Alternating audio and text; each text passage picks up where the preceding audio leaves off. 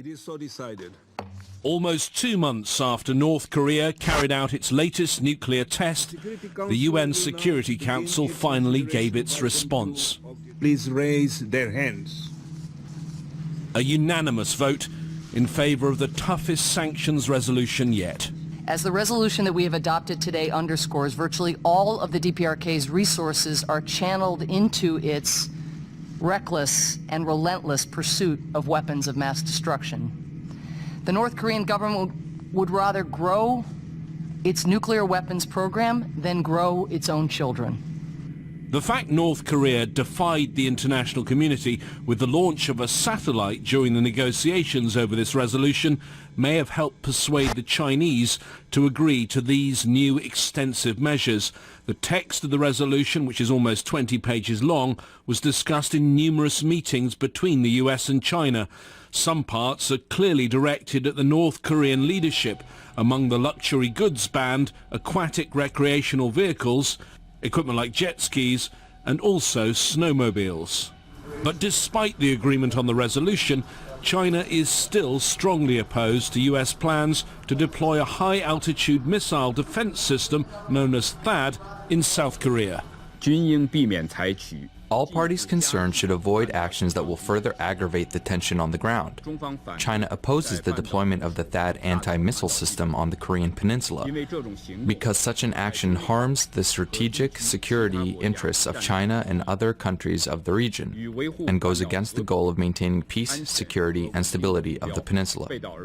There are now two important questions. The provisions of this resolution go further than before, but will it be properly implemented?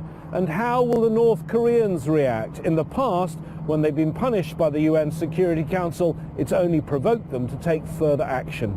James Bays, Al Jazeera, at the United Nations.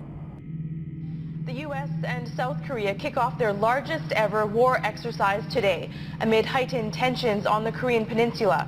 It's meant to warn North Korea against further provocations, but Pyongyang remains defiant, renewing its threat this morning of a preemptive nuclear strike against South Korea and the U.S. In a warning delivered on its state media earlier today, Pyongyang also said the U.S. will be responsible if a war breaks out. 우리는 임의의 시각, 임의의 장소에서 미국 땅덩어리를 마음대로 두들겨 팰 수 있는 최첨단 공격 수단들을 가지고 있으며 강유력한 저체탄 통일탄을 쏠 수 있는 노동당 시대 주체 무기들을 부단히 개발 완성하여 실전 배비하고 있다. Today's joint military exercise will be held across South Korea until the end of April.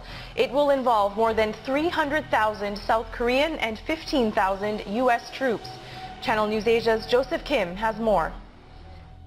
This year's exercises will be different from other years because they will attempt and simulate unpracticed and unattempted strategies, including preparing to remove North Korea's weapons of mass destruction, as well as any preemptive strikes that may come from the north.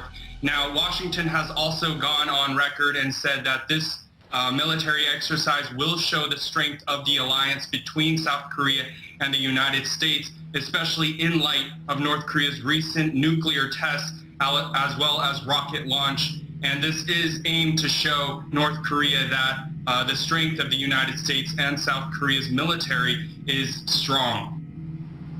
We spoke with Priscilla Huff in Washington, D.C., and she says the U.S. will tread carefully with the drills, given the state of tensions on the Korean peninsula. U.S. Defense Secretary Ashton Carter addressed this a little bit earlier when he was on the west coast of the United States, and he made it clear from the U.S. military's perspective, their job is to defend. Their job is to defend the American ally, South Korea, and that's what these exercises are totally about. It is about learning how to work together and defend each other from the aggression of North Korea.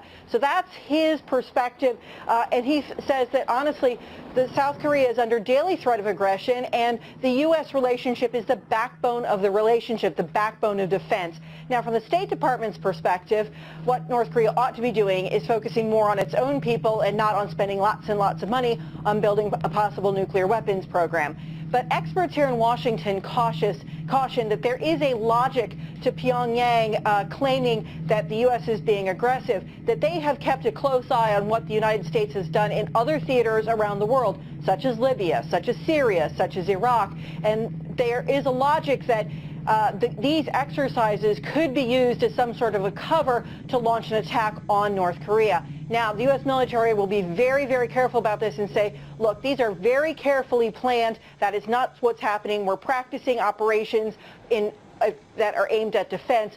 But there is a bit of acknowledgement here in Washington that this is a very dicey situation, a very dicey time, and things need to go well and carefully.